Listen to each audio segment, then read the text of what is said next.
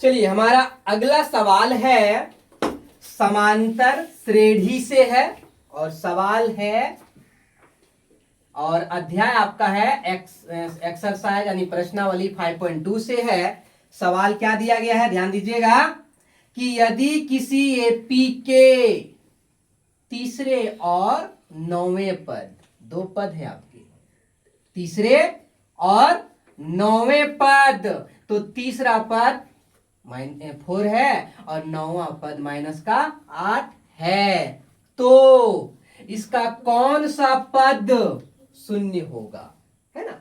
जैसे एपी के पद एपी में है जिसका तीसरा पद 4 दिया हुआ है और नौवां पद -8 है, तो उसका पद अगर लिखिएगा तो एक पद आपका शून्य होगा। तो बोल रहा है कौन सा पद शून्य होगा, है ना। चलिए चलते हैं। तो क्या दिया है, तीसरा दिया है, लिख दीजिएगा, दिया है, क्या दिया है, A3, तीसरा और नौवें कर्मशः, है ना। तो A3 मतलब 4 यानी तीसरा पद आपका 4 दिया गया है, तो तीसरा पद क्यों क्या लिख सकते हैं आप, ये प्लस 2D इक्वल 4, एक समीकरण बना दीजिए यहां। क्या फिर बोला नौवें पद यानी ये 9, तो नौवां पद आपका कितना है -8, तो A9 को आप लिख सकते हैं A + 8D इक्वल -8, ठीक है। अब देखिए इन दोनों समीकरणों को A + 2D equal 4, A + 8D equal -8 को आप कोई भी विधि से हल करिए और हल करने के बाद हमें क्या देगा, ये और डी का मान आ जाएगा। तो चलिए हम लोग हल कर देते हैं, विलोपन विधि से हल कर देते हैं, प्रतिस्थापन, जो विधि उचित लगे उस विधि से आप हल करना है, ठीक है। तो चलिए हम लोग हल करने जा रहे हैं विलोपन विधि से, ठीक है। लिख देते हैं विलोपन विधि से। तो विलोपन विधि में क्या एक को विलुप्त करना होता है, तो समी 1 जोड़ समी 2 यानी दोनों समीकरणों को क्या करते हैं, जोड़ देते हैं, ठीक है। तो समीकरण 1 है आपका ये + 2D इक्वल 4 और दूसरा समीकरण है आपका कि ये + 8D इक्वल -8। अब ध्यान दीजिएगा कि हम जो विलोपन विधि लिए कि यहाँ क्या बोले, समीकरण 1 और समीकरण 2 को जोड़ दे रहे हैं। अब जोड़ने के क्रम में यहाँ क्या हो जाएगा, डबल डबल आएगा, क्योंकि चिन्ह दोनों का समान समान है ना। तो इस आधार से ये आपका गलत हो जाएगा। तो हम यहाँ क्या करेंगे, दोनों समीकरणों से समीकरण 1 को 2 से घटा देंगे, है ना। तो कैसे, अब घटाने के क्रम में क्या होता है, आपका चिन्ह बदल जाता है। तो देखिए बदल दिए चिन्ह, ये भी माइनस का है प्लस का हो गया। अब ये प्लस का ये माइनस का ये, आप इसे आसानी से काट सकते हैं। अब ये प्लस का 2D, पहले ये प्लस का 8D था, लेकिन जब चिन्ह बदल दिए तो ये माइनस में दे रहा है, क्या देगा, माइनस का 6D, ठीक है। इक्वल, ये पहले माइनस था लेकिन जब चिन्ह बदला तो ये प्लस में आ गया, तो ये दे दिया 12 यानी डी का मान क्या देगा, 12/6 माइनस का, ठीक है।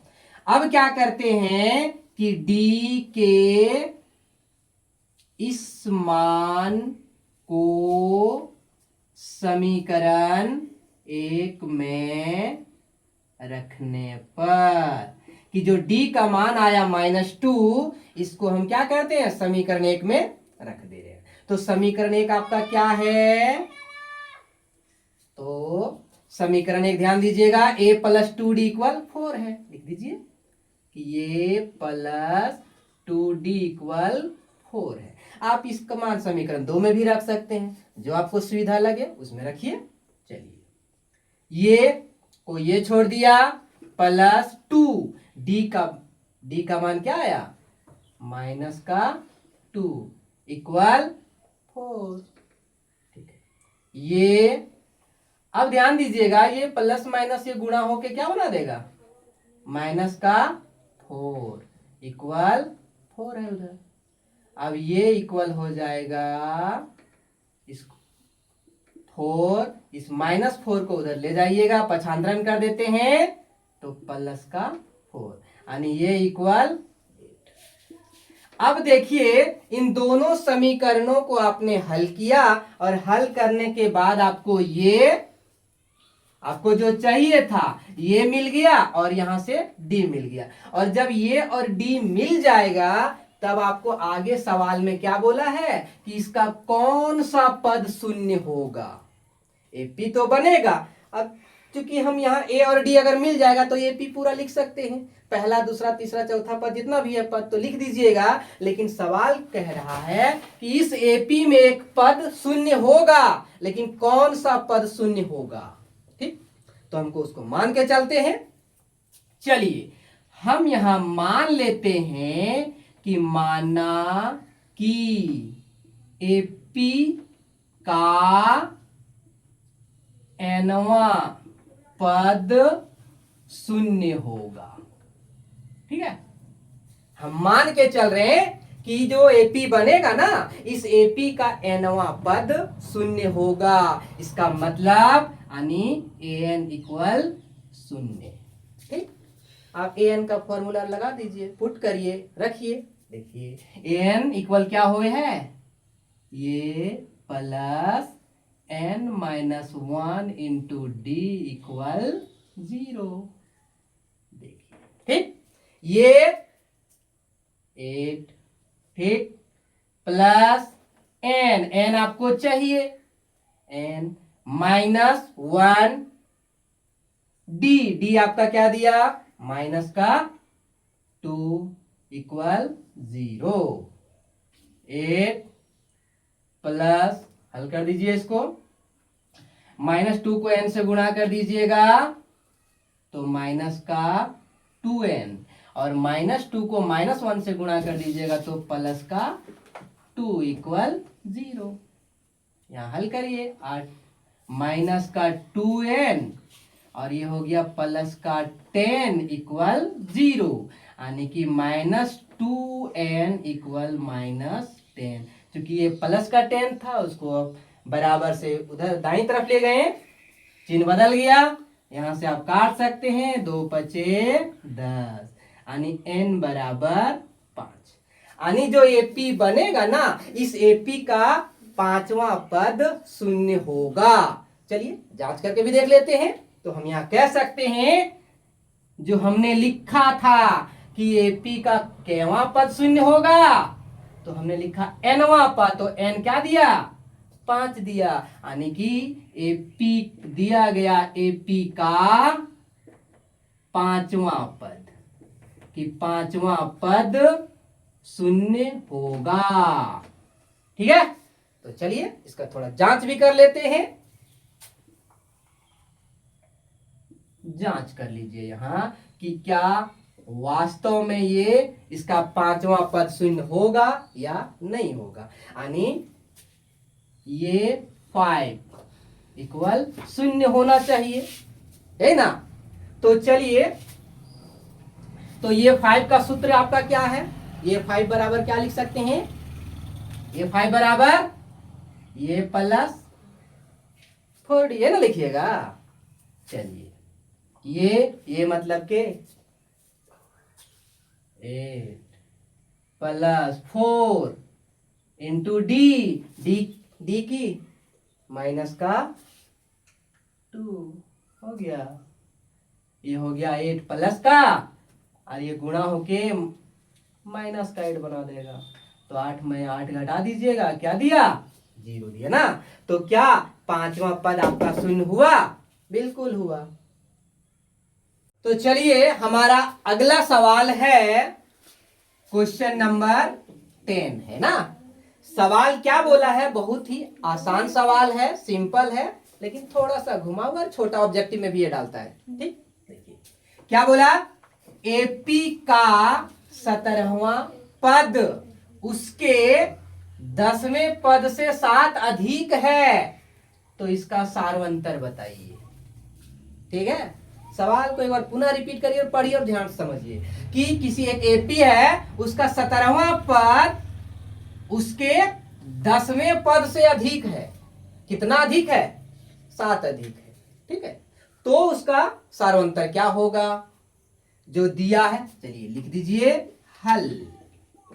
आपका क्या दिया है, ध्यान दीजिएगा, क्या बोला? 17वां पद, मतलब ये 17 ना, तो 17वां पद और एक बोला है 10वां पद, मतलब ये 10।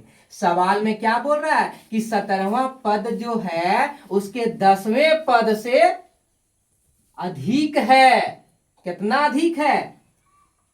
अगर हम दोनों को बराबर करना चाहे कि 17वां पद 10वां पद, लेकिन सवाल क्या कह रहा है? बराबर नहीं है, अधिक है। कौन? 17वां पद अधिक है। कितना अधिक है? 7 अधिक है। तो अगर हम इस 10वें पद के तरफ 7 ऐड कर देंगे, जोड़ देते हैं, तो क्या इस 17वें पद के बराबर होगा? हाँ। क्यों? क्योंकि ये 17वां पद जो 10वें पद से अधिक था, कितना? 7 अधिक था। तो हम 7 अगले तरफ जो है 10वें पद तरफ 7 जोड़ दिए, तो इसका लेवल में आ गया, बराबर हो गया। बस इसको हल कर देंगे, डी का मान मिल जाएगा। चलिए अब देखिए, ये 17 है, 17वां पद है, तो इसको हम लिख सकते हैं ये प्लस 16D इक्वल, इसको लिख सकते हैं ये प्लस 9D प्लस 7। ठीक है, प्लस का ये, प्लस का ये, यहां क्या बच्चा? 16D, 9D उठा के इधर लाइए, 9D इक्वल 7। घटा दीजिए, क्या दिया? 7D इक्वल 7, यानी D इक्वल 7/7, मतलब 1। ठीक, आपका सवाल क्या पूछा था? इसका सार अंतर। तो हम कह सकते हैं कि सार अंतर D इक्वल 1। तो चलिए हमारा अगला सवाल है, क्या है कि 3 अंकों वाली कितनी संख्याएं 7 से विभाज्य हैं, है ना? तो इसका मतलब है आपके पास 3 अंकों की संख्याएं, तो 3 अंकों की सबसे छोटी संख्या 100, बिल्कुल, और सबसे बड़ी 999, यानी 100 से लेकर 999 के बीच कितनी ऐसी संख्याएं होंगी जो 7 से पूर्णतः भाग लग जाएगी। ठीक है, तो क्या 100 7 से पूरा भाग लगेगा? नहीं लगेगा। 7 101 नहीं, 2 नहीं, 3 नहीं, 4 नहीं, तो हमने निकाला कि 105 जो संख्या है वो 7 से पूर्णतः विभाजित होता है। तो 3 अंकों वाली पहली संख्या जो होगा वो कौन होगा? 105 होगा। ठीक, तो यहां पहले लिख लेते हैं कि 7 से विभाज्य, 7 से विभाज्य 3 अंकों वाली संख्याएं। ठीक है, संख्याएं। तो पहला आपने कहा 105, बिल्कुल ठीक। दूसरा क्या हो जाएगा? 7 ऐड कर दीजिए, 7 जोड़ दीजिए, तो 105 में 7 जोड़ दिए 112, फिर ऐड कर देंगे 7, 12 और 7 119 ना। तो इस तरह से हमारा पहला पद, दूसरा पद, तीसरा पद निकल जाएगा। लेकिन अब कह रहा है अंतिम पद भी तो चाहिए, तो अंतिम जो 3 अंकों वाली सबसे बड़ी संख्या हुआ कौन? 999। तो क्या 999 पूर्णतः 7 से विभाज्य है? नहीं है। तो कौन होता है? 994। तो अगर इसको हम आगे बढ़ाते जाएंगे तो ये कहां तक जाएगा? 994 तक। यानी 105 से लेकर 994 के बीच 7 से विभाज्य संख्याओं को पता करना कि कितनी संख्याएं होंगी ना। तो चलिए अब यहां से हम निकाल लेते हैं प्रथम पद। प्रथम पद मतलब ये क्या हो जाएगा 105। ठीक है, चलिए सार्वंतर यानी डी बराबर क्या होता है A2 माइनस A1 तो A2 आपका क्या 112 माइनस 105। तो 112 में 105 घटा दिए, क्या बच गया 7 मिल गया। अब हमको पूछ रहा है कि इस तरह की कितनी संख्याएं होंगी, और अंतिम पद an यानी अंतिम पद कितना 994 है ना। अब अंतिम पद का सूत्र लिखिए और हल कर दीजिए। an का सूत्र क्या होता है, ये plus n minus 1 into D equal क्या 994 है ना। ए का मान क्या, ए का मान कितना दिया आपका 105 रखिए प्लस n आपको चाहिए, n को n छोड़ दिया माइनस 1 डी आपका 7 इक्वल, ठीक है। चलिए अब यहां से ये ब्रैकेट आप तोड़ भी सकते हैं या फिर इसको सीधे उधर ले जाइए। चलिए हम इसको डायरेक्ट ले जा रहे हैं, ठीक है। n माइनस 1 इंटू डी यहीं रख 7 इसको यहीं रखे और 994 में 105 इधर लाके माइनस कर दिए, क्या 105 हटा दीजिए, इसलिए n माइनस 1 इंटू 7 ना इक्वल क्या देगा 14 में 5 9, यहाँ कितना बच गया 8। अब ये 8 में 1 7, यहाँ 9 पूरा था ना, 9 में 1 ठीक है। अब देखिए इसमें अब क्या कर सकते हैं कि n माइनस 1 इक्वल, ये यहां गुणा में है, यहां ले जाके अब भागा में कर दीजिए बाय 7, क्या क्या देगा 7 से काट दीजिए, 7 एकम 7 बच गया 1, 7 दूनी 14, कितना बच गया 4 ने, और 7 सत्ते 49 कट गया। यहां क्या बच गया आपका कि n माइनस 1 इक्वल 1 to 7 है ना बच्चा, इसलिए n इक्वल आएगा 1 to 7, ये माइनस को उधर ले जाइए प्लस का 1 यानी कि 128। इसका मतलब हुआ कि 105 से लेकर 994 तक 128 ऐसी संख्याएं होंगी जो 7 से पूर्णतः विभाजित हो जाएगी। अतः क्या बोला था कि 7 से 3 अंकों वाली संख्याएं जो 7 से विभाज्य है वो कितनी हो जाएगी 128। तो देखिए हमारा अगला सवाल है, क्या है ध्यान दीजिए कि क्वेश्चन में क्या बोला है। ये आपका समांतर श्रेणी का सवाल है नहीं, और ये महत्वपूर्ण सवाल भी है, ध्यान दीजिएगा।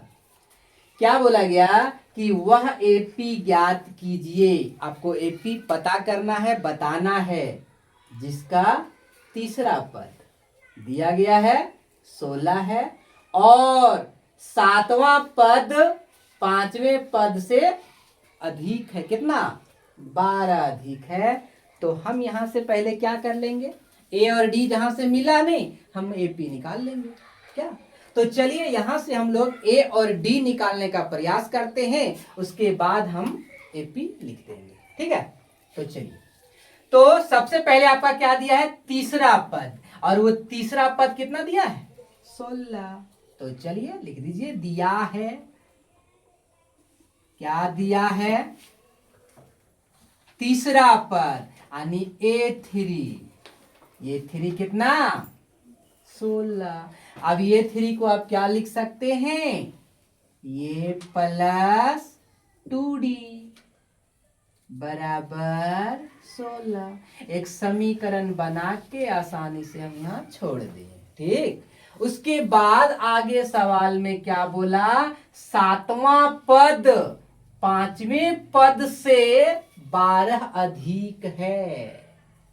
तो ध्यान दीजिएगा कि ये आपका सातवां पद हुआ और ये आपका पांचवा पद हुआ।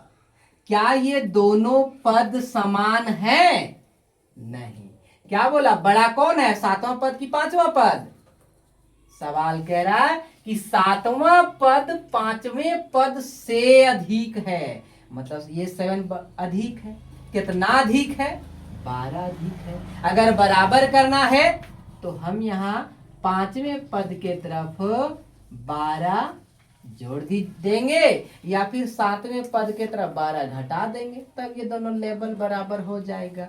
यहां से हल कर दिए, क्या दिया आपको, ये तो आपका दिया है। अब यहां क्या कहते हैं, ये 7 को आप क्या लिख सकते हैं, ये 7 को लिख सकते हैं ये प्लस 6D, नहीं, बराबर ये 5 को ये प्लस 4D प्लस 12। ठीक है, अब ध्यान दीजिए, बराबर के दाई बाई ये प्लस में है, हटा दिए। अब यहां आपका क्या बचा, 6D 4D बगल में है, उसको उठा इधर ले आइए, माइनस का 4D हो गया, यहां 12 रह गया। चलिए 6D minus 4D 2D equal 12। यहां से काट दीजिएगा, तो यहां आपको D का मान मिल गया क्या, 6। ठीक है, अब क्या कहते हैं कि D के इस मान को समीकरण 1 में रख देते हैं। लिख देते हैं कि D के इस मान को समीकरण 1 में रखने पर, चलिए रखते हैं। एक आपका है क्या, ये प्लस 2D इक्वल 16 रख दीजिए, ये के जगह में 6 रख दिए, प्लस 2 D को D छोड़ दिए, नहीं नहीं नहीं, गलत बात। यहां आपका D का मान पता चला है, यहां से कटा। चलिए अब यहां क्या करेंगे, जो D का मान आया, D के इस मान को समीकरण 1 में रखने पर, नहीं तो समीकरण 1 को लिख देते हैं कि ये प्लस 2D बराबर 16। ठीक है, अब यहां क्या करेंगे, जो D का मान आया है उसको यहां रख देना है, ये को ये छोड़ दिए, 2D D का मान 6 बराबर 16। ठीक है, चलिए ये गुणा कर दिए, 12 बराबर 16, यानी ये बराबर क्या देगा, 16। 12 को हम लोग उधर ले जाएंगे तो प्लस 12 से माइनस 12 हो जाएगा। इसका मतलब ये बराबर 16 में 12 घटा दिए 4। ठीक है, तो हमें D पहले मिल गया 6 और ये मिल गया आपको 4। तो जब A और D दोनों आपको मिल जाएगा तब हमें क्या पूछा है, AP बताइए। अब अगला पद AP आसानी से लिख सकते हैं, जैसे लिखते हैं क्या, अब यहां कहते हैं कि प्रथम पद, यानी ये कौन, आपने लिख दिया 4। ठीक है, द्वितीय पद, दूसरा पद, नहीं दूसरा पद, यानी ये 2 के लिए क्या सूत्र बनता है, ये प्लस D, यानी ये 4 और D 6। नहीं, डी का मान क्या आया देख 6, तो इसको जोड़ दिए तो हो गया आपका 10, यानी ये 2 भी मिल गया। तीसरा पद यानी ये 3 बराबर ये प्लस 2d, ये का मान 4 प्लस 2 डी का मान 6, तो 4 जोड़ 12, नहीं 12 और 4 16। तो इस प्रकार से हमारा एपी चौथा पद, पांचवा पद, जितना पद हो सके निकाल देंगे। अतः एपी क्या देगा, पहला पद 4 दिया, दूसरा पद 10 देगा, तीसरा पद 16, और इसी तरह से आप जाते रहिएगा तो एपी का पद देते रहेगा। चलिए।